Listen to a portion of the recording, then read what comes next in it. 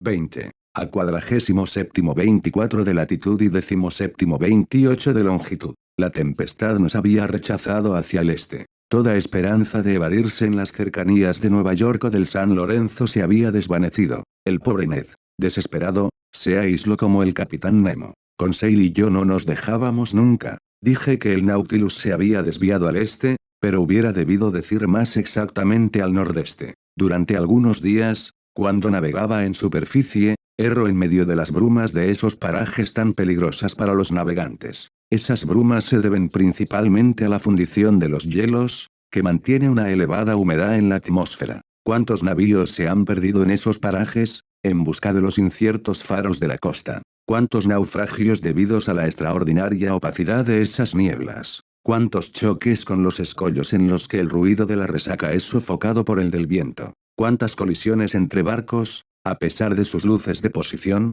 de las advertencias de sus pitos y de sus campanas de alarma? Así, el fondo de esos mares ofrecía el aspecto de un campo de batalla, en el que yacían todos los vencidos del océano, unos, viejos e incrustados ya, otros, jóvenes, cuyos herrajes y carenas de cobre brillaban bajo la luz de nuestro fanal. ¿Cuántos barcos perdidos, con sus tripulaciones, su mundo de emigrantes y sus cargamentos, en los puntos peligrosos que señalan las estadísticas, el Cabo Reis, la isla San Pablo, el estrecho de Belle Isle, el estuario del San Lorenzo? Y desde hacía un año tan solo, ¿cuántas víctimas suministradas a esos fúnebres anales por las líneas del Royal Mail, de Inman, de Montreal, el Solway, el Isis, el Parramatta, el Hungarian, el Canadian, el Anglo-Saxon, el Humboldt, el United States, todos encallados, el Arctic y el John Nice, hundidos por colisión, el President, el Pacific, el City of Glasgow,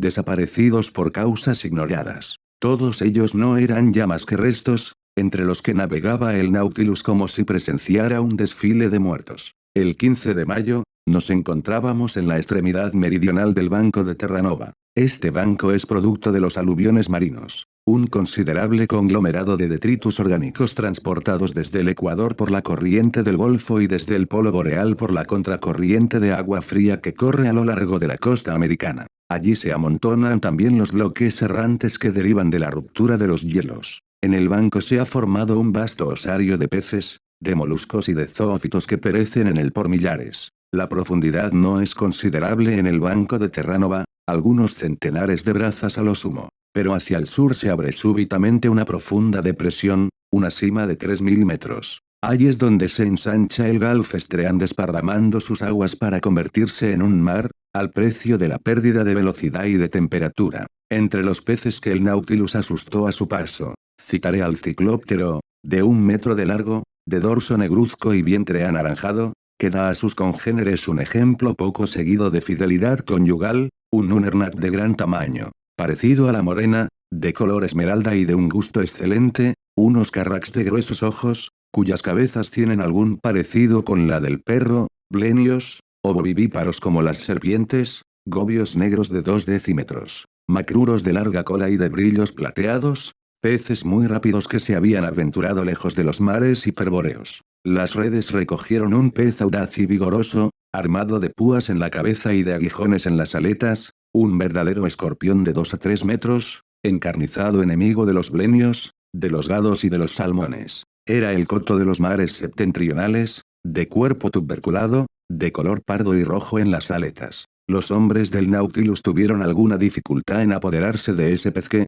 gracias a la conformación de sus opérculos, preserva sus órganos respiratorios del contacto desecante del aire y por ello puede vivir algún tiempo fuera del agua. Debo dejar constancia también de los bosquianos, pequeños peces que acompañan a los navíos por los mares boreales, de los sableos oxirrincos, propios del Atlántico septentrional, y de los rascacios, antes de llegar a los gálidos y, principalmente, los del inagotable banco de Terranova. Puede decirse que el bacalao es un pez de la montaña, pues Terranova no es más que una montaña submarina. Cuando el Nautilus se abrió camino a través de sus apretadas falanges, Conseil no pudo retener una exclamación: «Eso es el bacalao». Y yo que creía que era plano como los gallos y los lenguados, ¡qué ingenuidad! El bacalao no es plano más que en las tiendas de comestibles donde lo muestran abierto y extendido. En el agua, es un pez fusiforme como el sargo y perfectamente conformado para la marcha. No tengo más remedio que creer al señor. ¿Qué nube? ¿Qué hormiguero y muchos más habría de no ser por sus enemigos, los rascacielos y los hombres?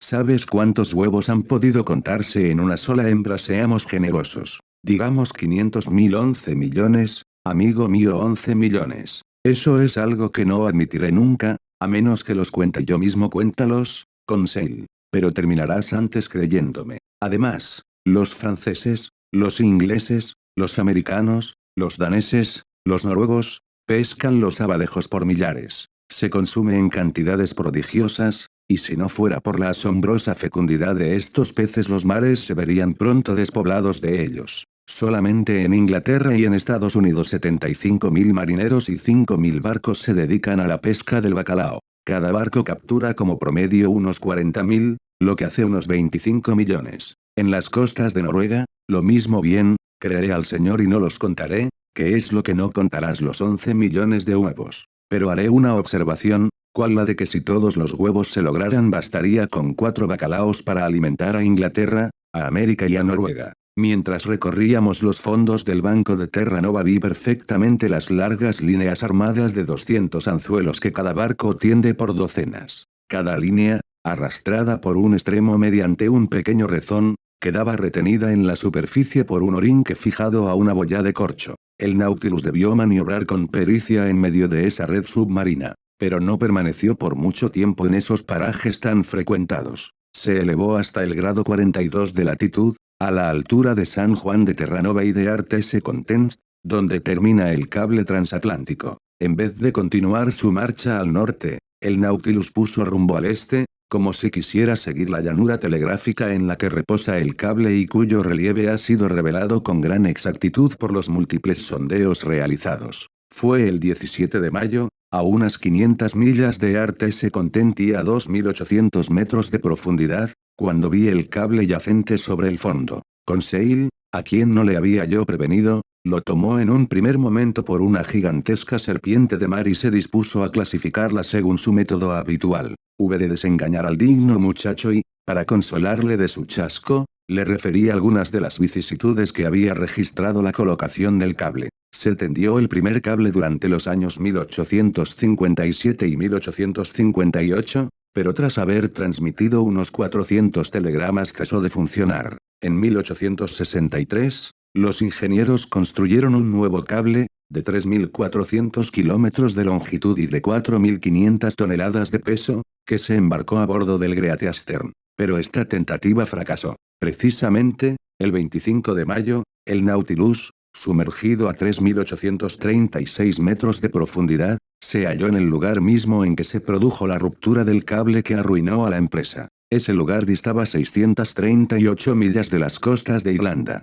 A las 2 de la tarde se dieron cuenta de que acababan de interrumpirse las comunicaciones con Europa. Los electricistas de a bordo decidieron cortar el cable y no repescarlo, y a las 11 de la noche lograron apoderarse de la parte averiada. Se hizo el empalme cosiendo los chicotes de los dos cabos, y se sumergió de nuevo el cable. Pero unos días más tarde, volvía a romperse sin que se lograra extraerlo de las profundidades del océano. Los americanos no se desanimaron. El audaz promotor de la empresa, Kirusfield, que arriesgaba en ella toda su fortuna, abrió una nueva suscripción, que quedó inmediatamente cubierta. Se construyó otro cable en mejores condiciones. Se protegió bajo una almohadilla de materias textiles, contenida en una armadura metálica, el hazde y los conductores aislados por una funda de gutapercha. El Great Eastern, con el nuevo cable, volvió a hacerse a la mar el 13 de julio de 1866. La operación marchó bien, pese a que en el transcurso de la misma fuera objeto de un sabotaje.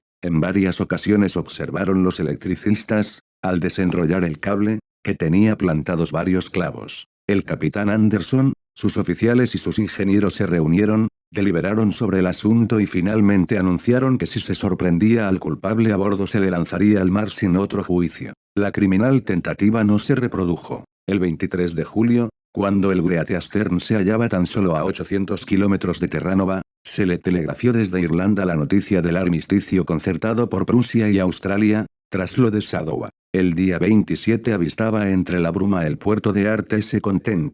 La empresa había culminado felizmente, y en su primer despacho, la joven América dirigía a la vieja Europa estas sensatas palabras tan raramente comprendidas: gloria a Dios en los cielos y paz en la tierra a los hombres de buena voluntad. No me esperaba hallar el cable eléctrico en su estado primitivo, tal como salió de los talleres de fabricación. La larga serpiente, recubierta de restos de conchas y erizada de foraminíferos, estaba incrustada en una pasta pedregosa que la protegía de los moluscos perforantes. Yacía tranquilamente, al abrigo de los movimientos del mar y bajo una presión favorable a la transmisión de la corriente eléctrica que pasa de América a Europa en 32 centésimas de segundo. La duración del cable será infinita, sin duda, pues se ha observado que la funda de gutapercha mejora con su permanencia en el agua marina. Por otra parte, en esa llanura tan juiciosamente escogida, el cable no se halla a profundidades tan grandes como para provocar su ruptura. El Nautilus lo siguió hasta su fondo más bajo,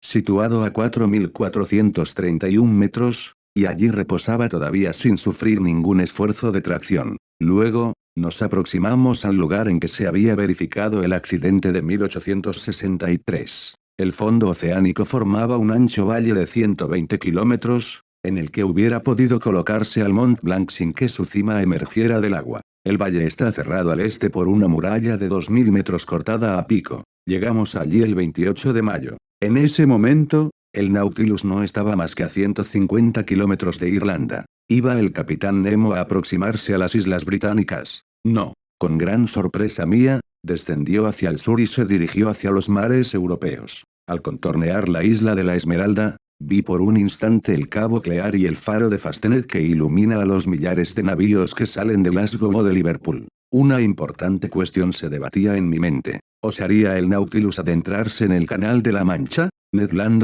que había reaparecido desde que nos hallamos en la proximidad de la Tierra, no cesaba de interrogarme. ¿Qué podía yo responderle? El capitán Nemo continuaba siendo invisible. Tras haber dejado entrever al canadiense las orillas de América, iba a mostrarme las costas de Francia. El Nautilus continuaba descendiendo hacia el sur. El 30 de mayo pasaba por delante del Lansen, entre la punta extrema de Inglaterra y las Islas Sorlingas, a las que dejó a estribor. Si el capitán Nemo quería entrar en la Mancha tenía que poner rumbo al este. No lo hizo. Durante toda la jornada del 31 de mayo, el Nautilus describió en su trayectoria una serie de círculos que me intrigaron vivamente. Parecía estar buscando un lugar de difícil localización. A mediodía, el capitán Nemo subió en persona a fijar la posición. No me dirigió la palabra. Me pareció más sombrío que nunca. ¿Qué era lo que podía entristecerle así? ¿Era la proximidad de las costas de Europa? ¿Algún recuerdo de su abandonado país? ¿Qué sentía? ¿Pesar o remordimientos? Durante mucho tiempo estos interrogantes me acosaron. Tuve el presentimiento de que el azar no tardaría en traicionar los secretos del capitán. Al día siguiente, 1 de junio, el Nautilus evolucionó como en la víspera. Era evidente que trataba de reconocer un punto preciso del océano. El capitán Nemo subió también ese día a tomar la altura del sol. La mar estaba en calma y puro el cielo. A unas 8 millas al este, un gran buque de vapor se dibujaba en la línea del horizonte. No pude reconocer su nacionalidad, en la ausencia de todo pabellón. Unos minutos antes de que el sol pasara por el meridiano, el capitán Nemo tomó el sextante y se puso a observar con una extremada atención. La calma absoluta de la mar facilitaba su operación. El Nautilus, inmóvil, no sufría ni cabeceo ni balanceo. Yo estaba en aquel momento sobre la plataforma. Cuando hubo terminado su observación, el capitán pronunció estas palabras: «Es aquí». Descendió inmediatamente por la escotilla. ¿Habría visto al barco que modificaba su marcha y parecía dirigirse hacia nosotros? No podría yo asegurarlo. Volví al salón. Se cerró la escotilla y oí el zumbido del agua al penetrar en los depósitos. El Nautilus comenzó a descender verticalmente, pues su hélice no le comunicaba ningún movimiento. Se detuvo unos minutos más tarde, a una profundidad de 833 metros, en el fondo. Se apagó entonces el techo luminoso del salón, y al descorrer los paneles que tapaban los cristales vi el agua vivamente iluminada por el fanal en un radio de una media milla. A babor no se veía más que la inmensidad del agua tranquila. A estribor, al fondo, apareció una pronunciada estumescencia que atrajo mi atención. Se hubiese dicho unas ruinas sepultadas bajo un conglomerado de conchas blancuzcas como un manto de nieve. Al examinar más detenidamente aquella masa creí reconocer las formas espesas de un navío sin mástiles,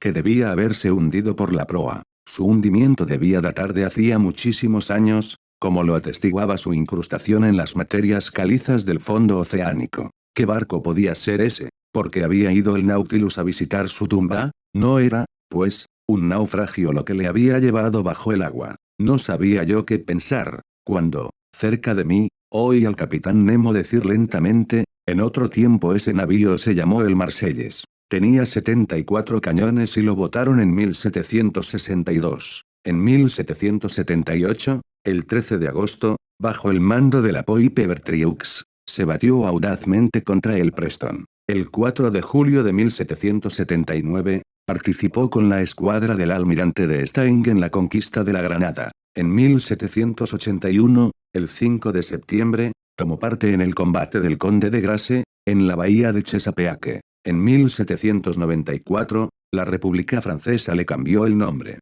El 16 de abril del mismo año, se unió en Brest a la escuadra de Villaret-Joyeuse, encargada de escoltar un convoy de trigo que venía de América, bajo el mando del almirante Van Stabel. El 11 y el 12 Pradial, año y, esa escuadra se encontró con los navíos ingleses. Señor, hoy es el 13 Pradial, el 1 de junio de 1868. Hoy hace 74 años, día a día, que en este mismo lugar, a 47° 24 de latitud y 17° 28 de longitud, este barco, tras un combate heroico, perdidos sus 3 palos, con el agua en sus bodegas y la tercera parte de su tripulación fuera de combate, prefirió hundirse con sus 356 marinos que rendirse, y fijando su pabellón a la popa, desapareció bajo el agua al grito de ¡Viva la República Louverture! Exclamé, sí, señor, Louverture, un hermoso nombre, murmuró el capitán Nemo, cruzado de brazos.